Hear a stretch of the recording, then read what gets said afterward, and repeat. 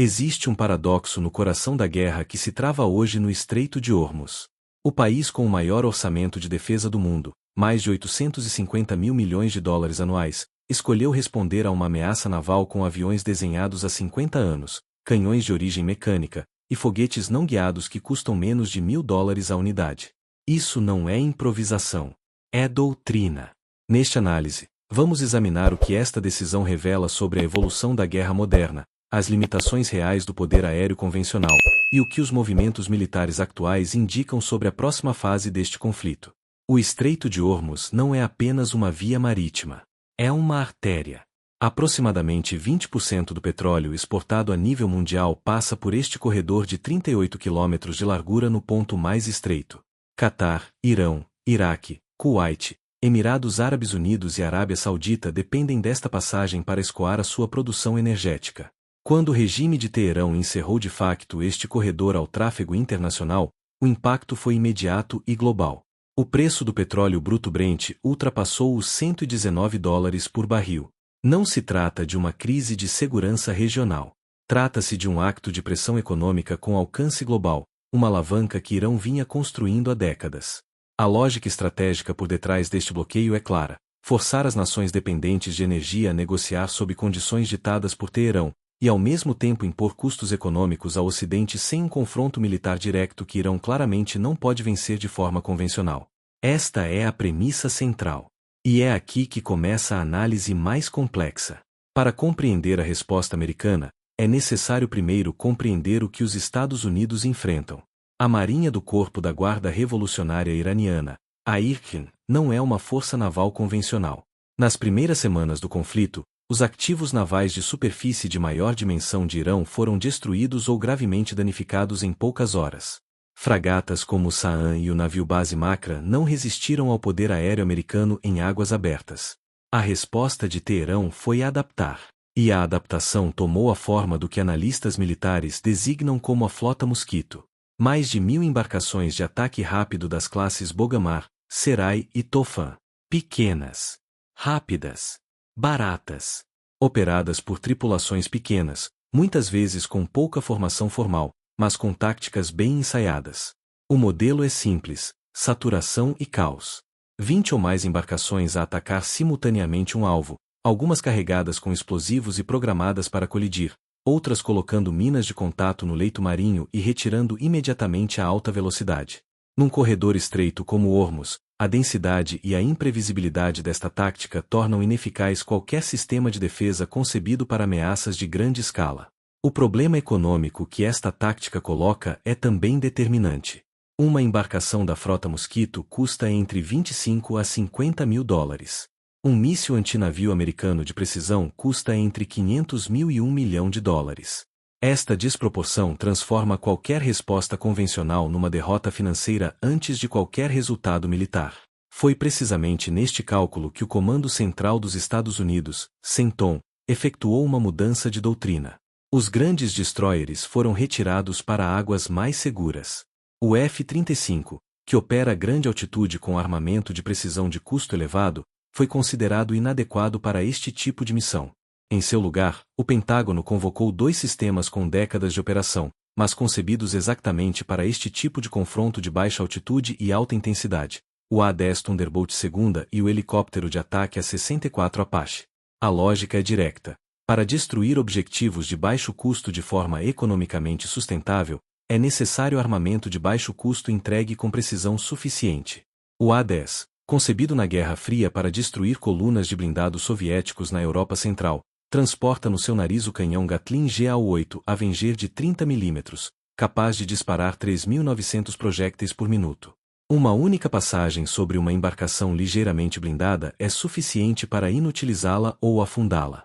O A-10 opera a baixa altitude em voos rasantes, o que os militares americanos designam por deck-ugem, maximizando a eficácia do canhão e permitindo tempo de permanência sobre a área de operações que os caças de alta performance não conseguem replicar. Cada aeronave transporta ainda kits ápticos, sistemas que convertem foguetes não guiados de baixo custo em munições de precisão laser.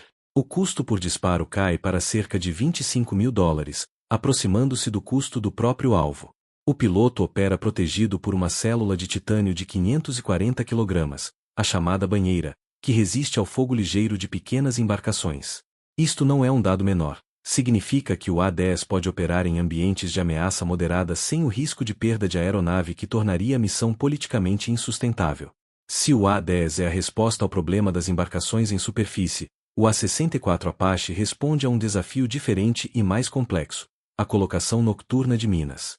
A capacidade mineira de Irão é extensa e diversificada. Minas ancoradas ao fundo. Minas de ativação magnética. Minas de pressão. Versões detonadas por controlo remoto. E o elemento mais preocupante: qualquer embarcação pequena com uma grua simples pode colocar minas no escuro, em minutos, sem qualquer emissão eletrônica detectável por meios convencionais. Os Apache utilizam câmaras de infravermelhos que operam em modo de visão térmica, eliminando a vantagem da cobertura noturna. Quando uma embarcação é detectada em posição ou movimento compatível com a colocação de minas, é destruída com mísseis Eufire antes de completar a missão.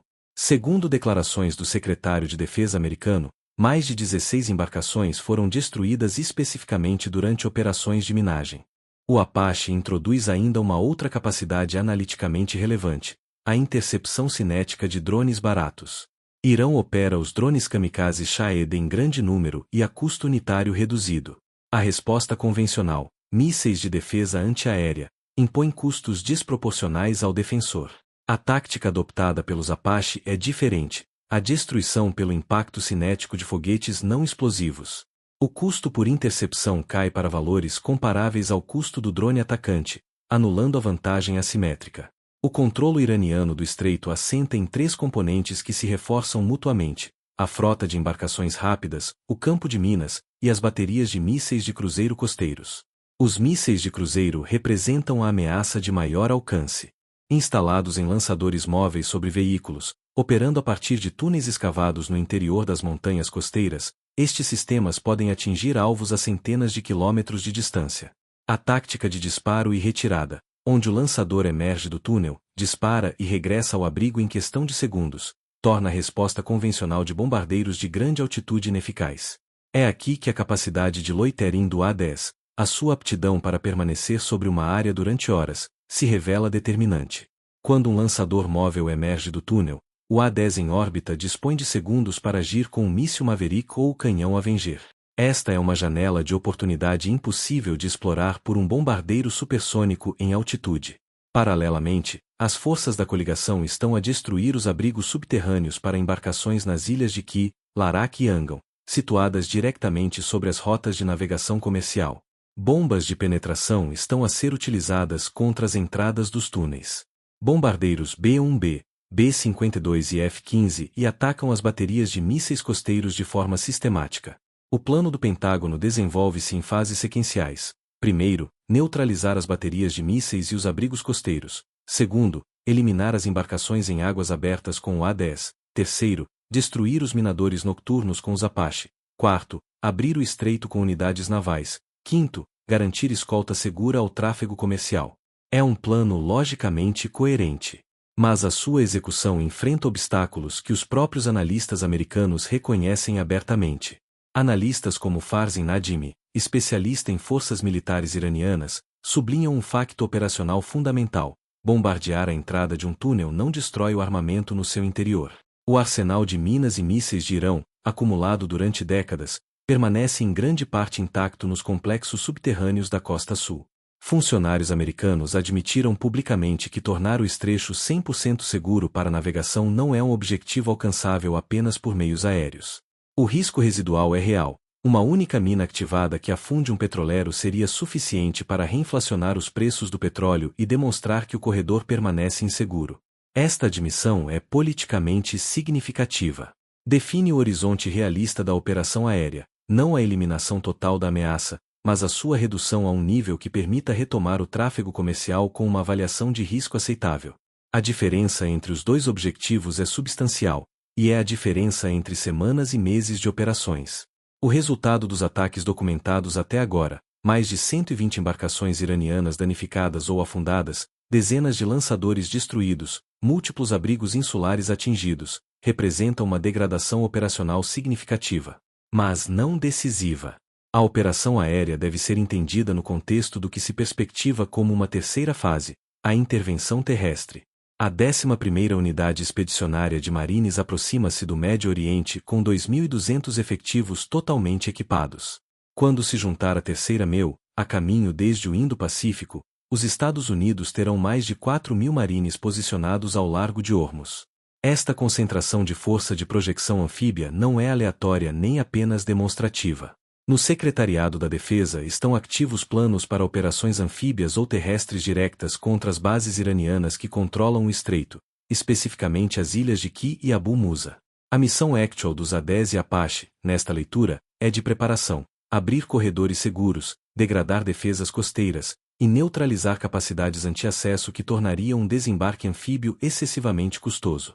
O que esta operação demonstra, acima de qualquer factor tático específico, é uma revisão da doutrina americana sobre o que significa supremacia no espaço de batalha.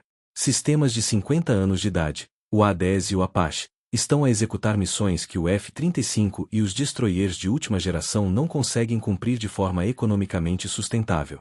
Não porque a tecnologia avançada seja ineficaz, mas porque a ameaça foi deliberadamente desenhada para tornar a tecnologia avançada economicamente racional de usar. A resposta a uma guerra assimétrica de custos não pode ser tecnologicamente sofisticada. Tem de ser economicamente calibrada. Simultaneamente, do lado diplomático, Washington e Teherão mantêm canais de contato indiretos. Irão sinalizou uma abertura retórica para tráfego não hostil. Os dados marítimos globais desmentem essa abertura. O bloqueio de facto continua. E o Pentágono continua a enviar tropas. A conclusão provisória é esta: não estamos a assistir ao fim de uma crise. Estamos a assistir à preparação para uma fase mais exigente. Se você quer entender o próximo movimento desse tabuleiro antes que ele chegue aos jornais, já clica no botão de se inscrever. Ative as notificações, porque em cenários de guerra, a informação correta é a sua única defesa.